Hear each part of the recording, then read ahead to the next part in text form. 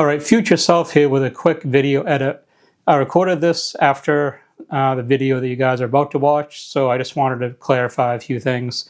In the video, some of the things I mentioned that I don't like has to do with the grip. This has the new grip already on it. So I alleviated one issue. This grip is the Elite grip. It's so much better. I'll have close-ups throughout the video, but it's adjustable back and forth, and you can angle it the way you want it. So, and it's rubber textured instead of the hard plastic that came on this chassis.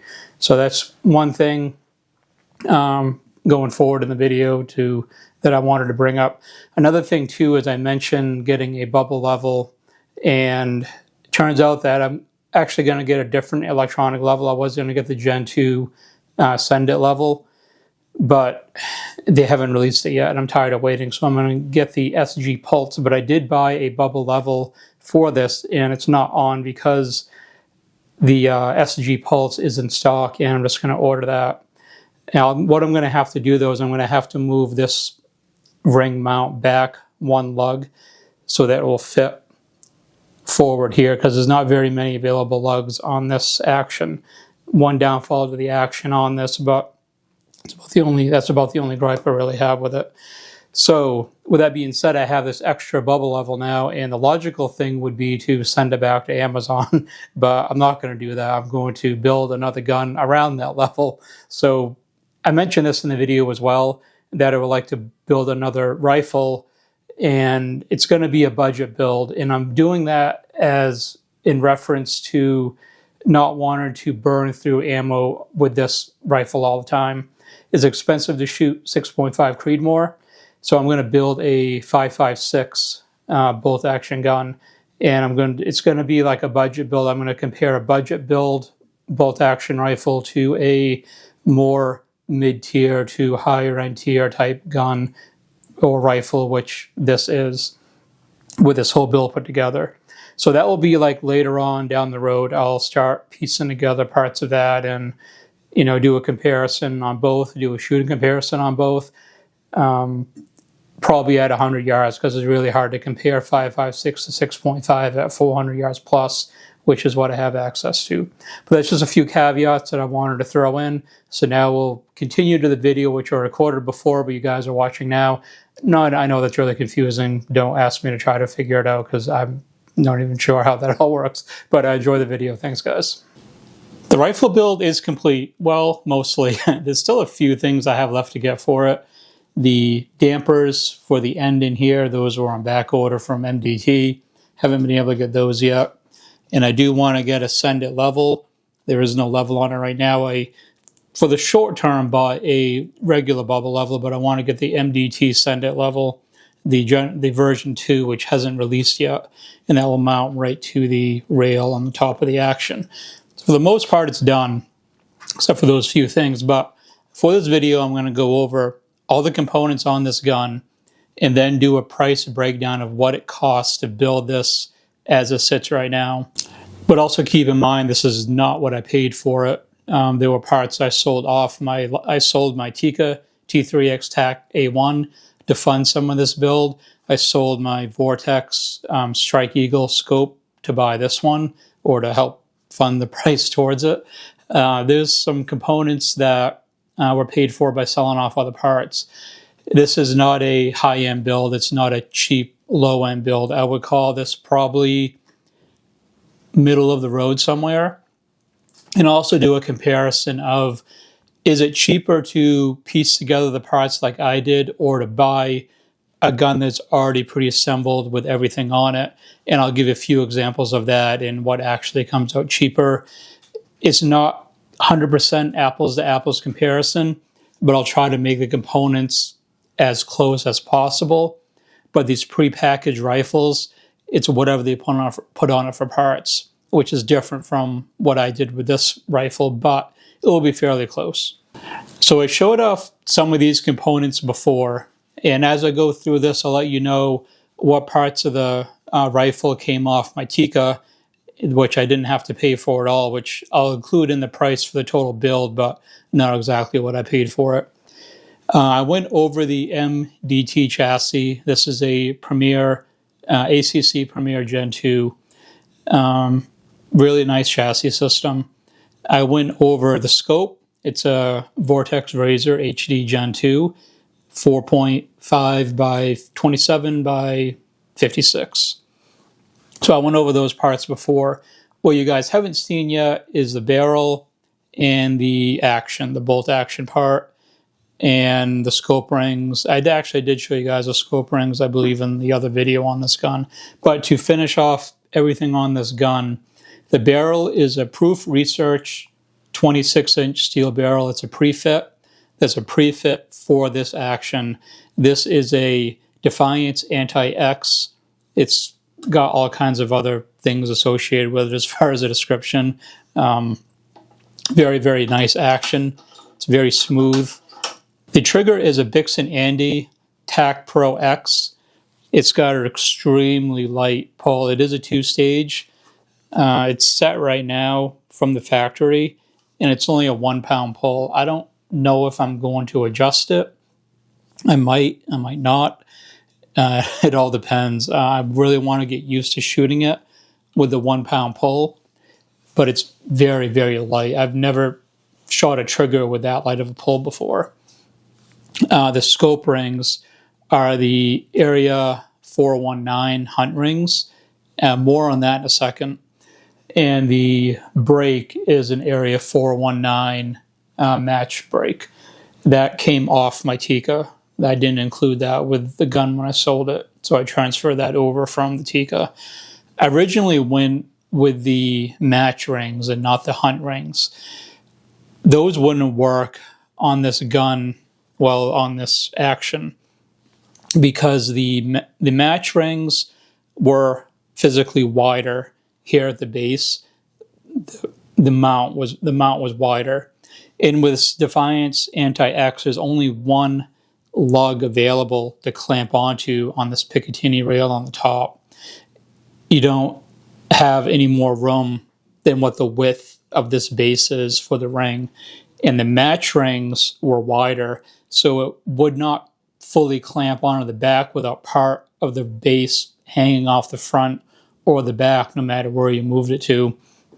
And I'll probably throw in a couple photos of what that was like. So I had to contact Area 419 and explain what happened in the company that I bought the rings from, and they were great. I believe I have to double check where I got the rings from. I'm not positive. I don't want to guess.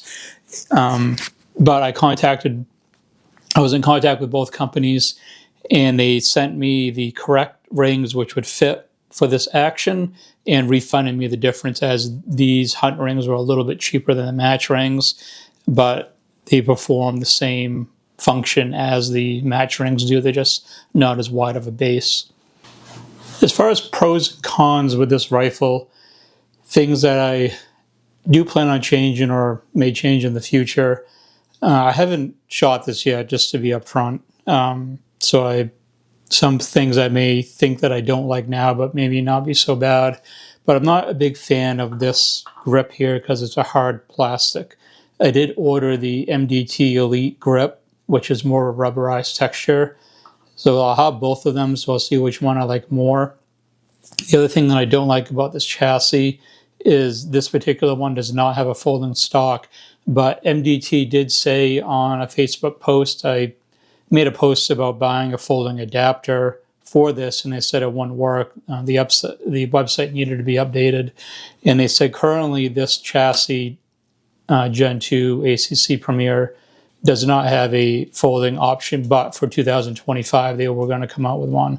So I decided that instead of completely changing up my chassis choice, I would stay with this and wait for the folding stock option. The reason why I want a folding stock is just because of space. This thing is 48 inches long, and if I can cut that down a little bit, either for the case, and the case I'm buying is already 52.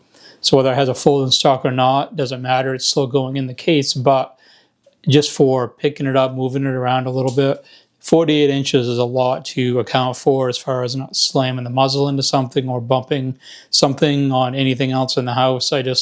Would be easier, and as far as storage in a safe and stuff like that, it just take up less space with a folding stock. So those are the two things that I wanted to address on the gun going forward.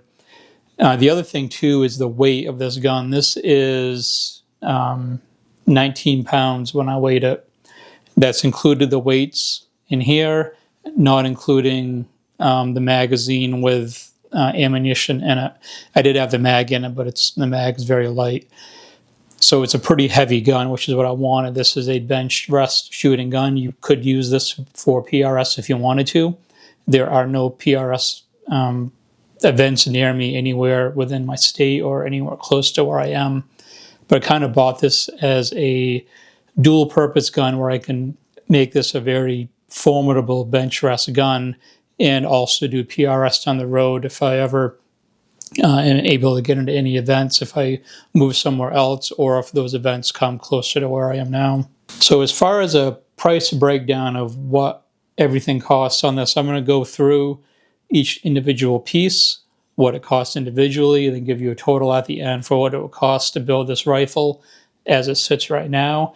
And then I have example of some other rifles that I'll go over just as a price comparison. Like I said earlier, it's not apples to apples. There are differences with every gun, different levels of, I don't really want to say build quality because this is a very well-built quality rifle. But then you get into stuff like Accuracy International and Cadex, stuff like that. The price jumps substantially. Is it warranted? Some may believe so, maybe not. Just because you spend more doesn't always mean the rifle is going to shoot better. It all depends on your skill set, how much practice, all that stuff too.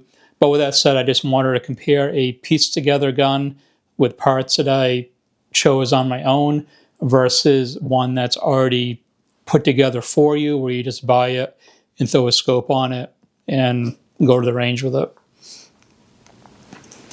So we're going to start from the front. The Area 419 Hellfire match break is $195. The Proof Research chambered in 6.5 Creedmoor as a prefit barrel, steel barrel, of course, was $579.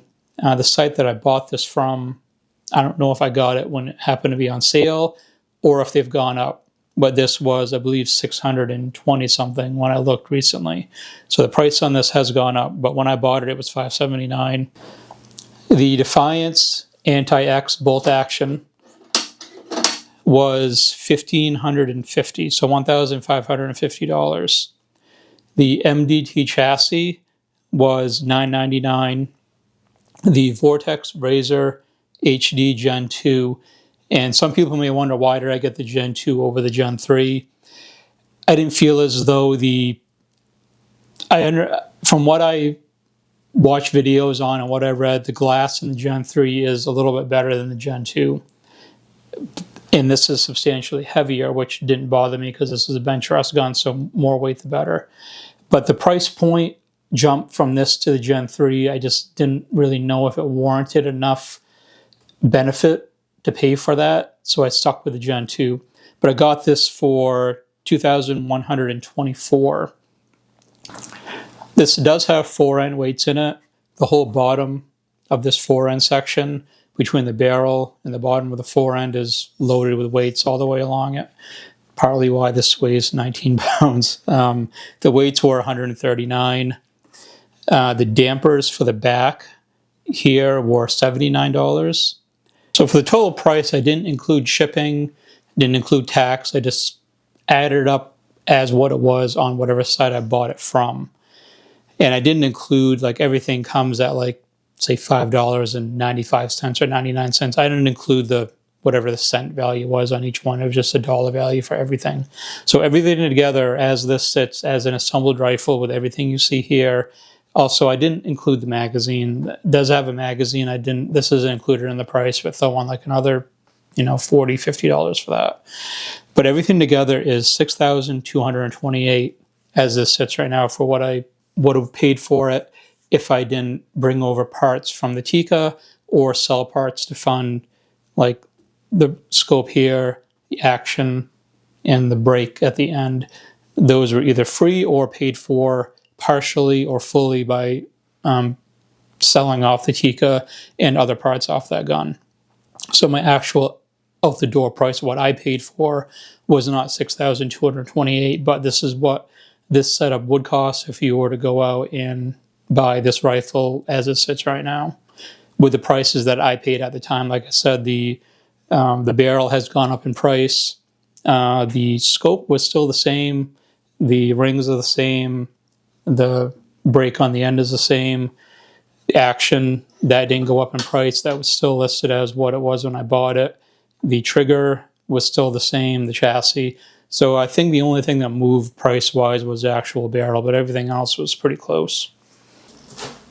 So if we compare this to another rifle, we're going to pick this Proof MDT ACC Elite chassis system. Now this comes with a lot of great parts on it.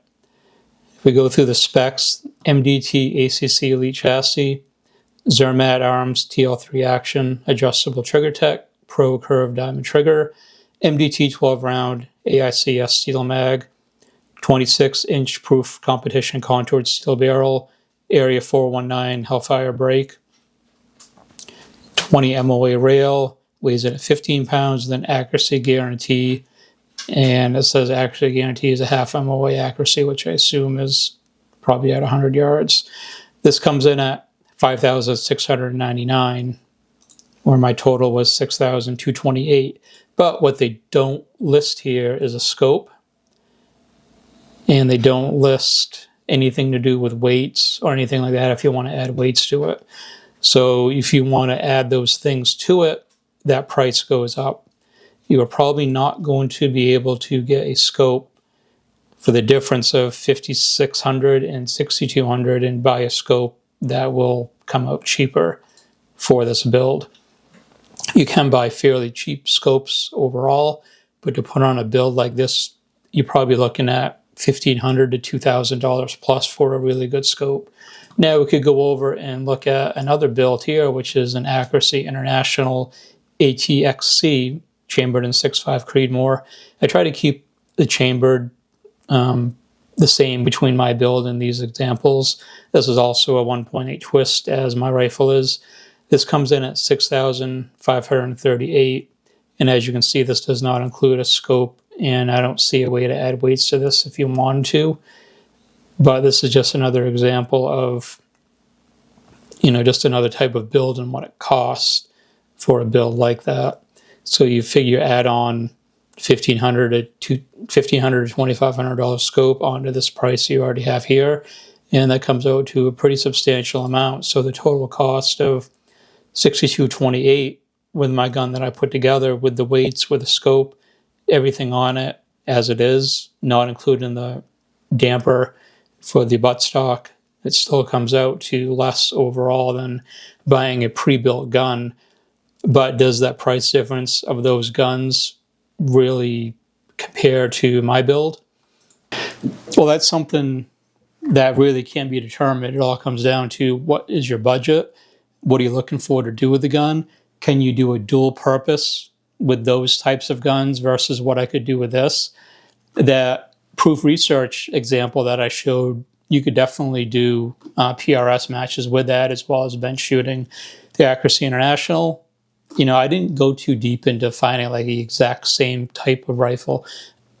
I wanted to do more of a mid-tier to top-tier build, what the price point is, and is it worth paying that, not including your optic, or is you better off just throwing all the parts together and all that stuff. Now, one thing I didn't include was the gunsmithing fee of putting the action and the barrel together.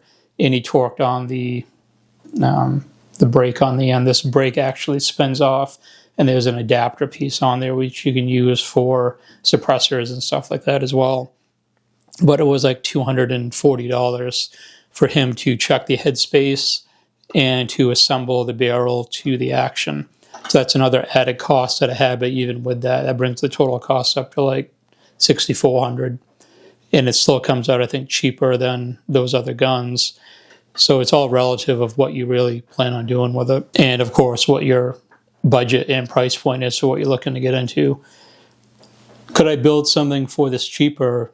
You absolutely could. I'm actually thinking of building a secondary gun as a more of like a practice gun. It's expensive shooting 6.5 Creedmoor. Even the range ammo and target practice rounds are still about $1 a round. So I'm looking at building like a bolt action 5.56 rifle, substantially cheaper, throw a substantially cheaper optic on it, and use that for going to ranges just to practice, just to get in rounds down range and the repetition and everything to try to get better at shooting, so that when I shoot this, it becomes a little bit easier. I know that when I go out and shoot this is an extremely accurate build, extremely accurate parts that I put together for this whole build. The limitation factor is going to be on my end to bring my skill level up to what this gun is capable of shooting. So that's what I'll be working on when I take this out to shoot, which will be fairly soon, and I'll do a video on that too. Just basically, I need to break this barrel in. I need to get some rounds through it before I really start shooting the more expensive ammo. And that's kind of my plan with it right now, is just to get rounds down range, get it all the way that I want it, and then start shooting targets with the more expensive ammo and see what kind of groups I can really get with this. So that will wrap it up for this video. The next one regarding this build will be at the range shooting it. I don't know if I'll have another Cobra video thrown in there in between. Weather's still really cold, so going out there to do the garage, to do the stuff that I have left to do on it, has been kind of limited by the weather and not wanting to freeze my ass off out there in the garage, trying to get everything done. But I'll go freeze my ass off at the range to shoot this, just because I'm really excited to shoot this and see what it does. But that'll be pretty much the video. If you have any questions about this build or anything regarding the gun at all, leave a question down in the comments and I'll get back to you about it. But above all else, thanks for watching.